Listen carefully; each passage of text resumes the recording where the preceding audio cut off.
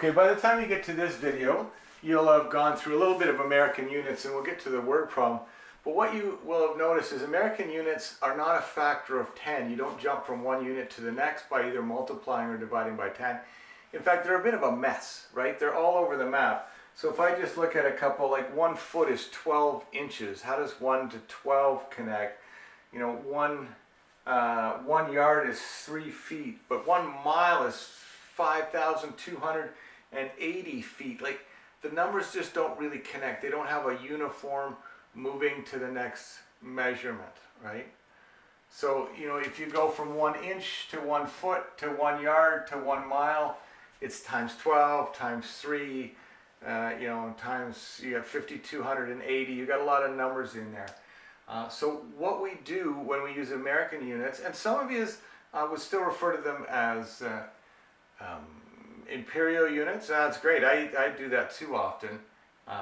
But how we deal with this is we deal with it in proportion, right? Using those proportions that we learned, where we actually have a fraction equal another fraction, and we can deal with it that way. So I'm going to just skip to the slide I want to be on. Okay, so we have the young child, and they are prescribed Tylenol 3, which for a young child, that's going to knock them out, right? Tylenol 3 is pretty heavy. But what we noticed is 29.6 milliliters. See, there's no good conversions, is equal to 1 fluid ounce. Is equal to 1 fluid ounce. OZ for ounce. Okay? And we want to know if the child was prescribed 6 milliliters, how much is that in ounces? Okay? Because we're very closely aligned with the states, so we need to be able to convert these things back and forth fairly regularly. Well, we know if 21 or 29.6 milliliters is equal to 1 fluid ounce, what we're going to do is we're going to create a proportion, and we also know we have 6 milliliters. And what we do is we want to find out how many fluid ounces that is. So we use a proportion 29.6 to 1 is equal to 6 to the unknown, the thing we want to find. Now, some of you may, before they watch the video, have set it up this way.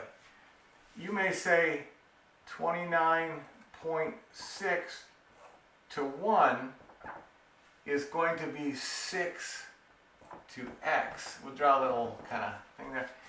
And that's okay.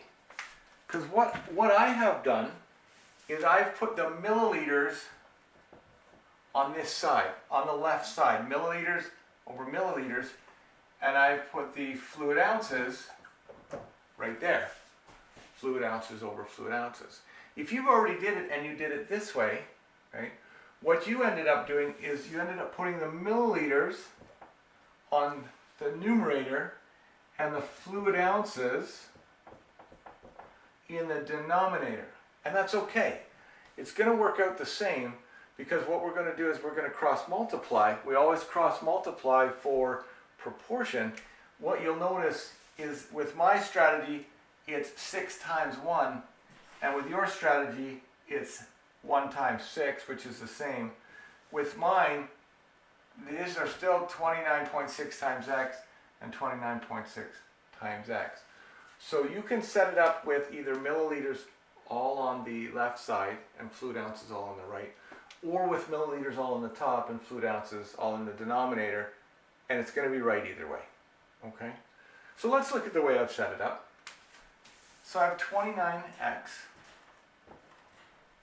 29.6 x equals, well, 1 times 6 is 6.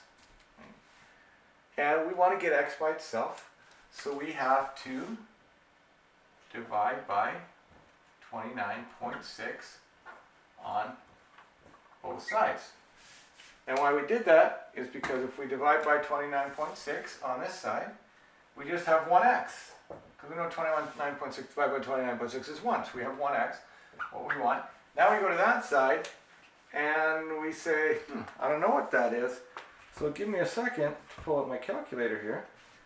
And I want to do 6 divided by 29.6. 0.6, and I'm going to get 0.2027, 0.2027.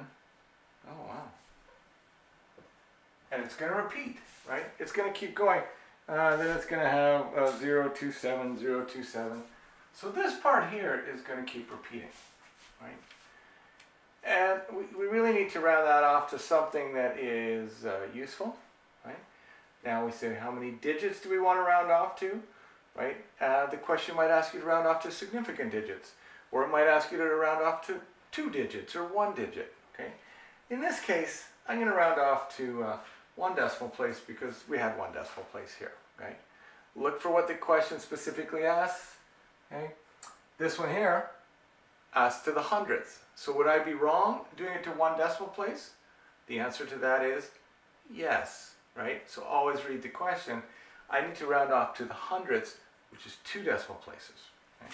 So I'm going to say then, therefore, okay? Therefore, 6 milliliters is equal to